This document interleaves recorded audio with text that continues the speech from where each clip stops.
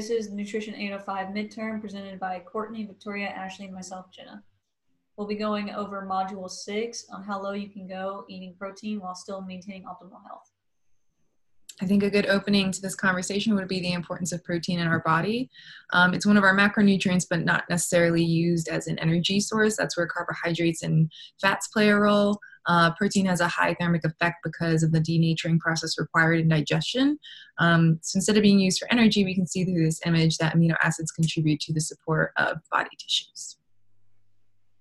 Considering what a low diet is versus just a normal diet, we looked at the RDA for American diet as 0.8 grams per kilogram of body weight, for athletes 1.6 grams per kilogram. Whereas a European diet, while still maintaining optimal health, had their population at 0.66 grams per kilogram, and for athletes 0.8 to 0.83 grams per kilogram. We considered a low consumption of the protein a renal diet because they're still able to maintain optimal health with the disease at 4% to 8% of daily calories from protein. If we are looking at that low protein diet, we see protein catabolism occurring. It's a stress factor to consider along with, say, inflammation or someone going through a surgery or a disease. In this state of catabolism, we have increased protein turnover from degradation of our body tissues that were mentioned earlier.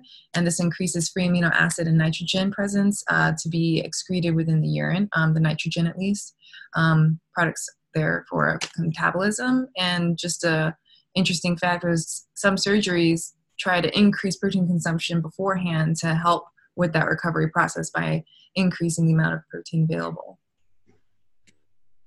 So speaking of degradation, protein turnover, we look at protein degradation being the equivalent to the amount of protein consumed in the diet.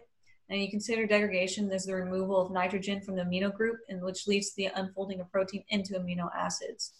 The body is also very adaptive to the needs of the individual. So whether it's to heal, if the person is pregnant, or if they just have an increased need, the response would be an inflammatory response, which would activate nuclear factor kappa beta, and it typically inhibits IKB to regulate protein degradation.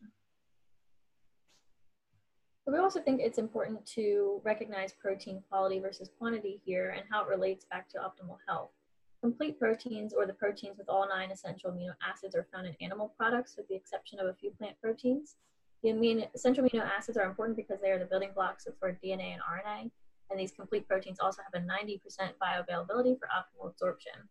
When we think about diet quality, depending on that quality or the completeness of a protein and the dose or frequency of the dose, it can optimize the digestibility and the bioavailability for optimal health. So one thought, thinking about low protein diet quality and optimal health, was to compare it to third world countries and how they have an inadequate intake of protein, yet they're still functioning every day. The populations would rather keep their livestock for more fur or milk versus using it for animal protein.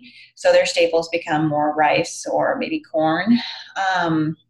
So although there's a minimal animal protein, their metabolism then shifts its directionality towards catabolism of proteins for their everyday cellular function. So overall, it's going to affect their optimal health over time due to the low protein, leading to possible micronutrient deficiencies and possible disease, as if this figure 4 shows.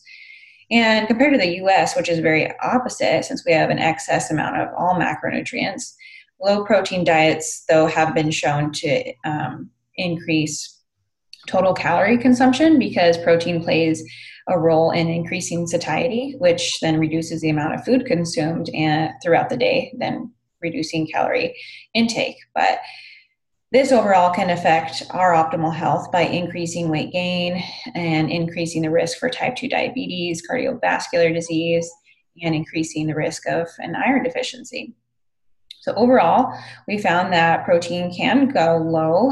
The body has a way of dealing with that. It's called homeostasis, and it does that through catabolism and protein degradation and protein turnover, which occurs daily and reflects the amount of protein being consumed.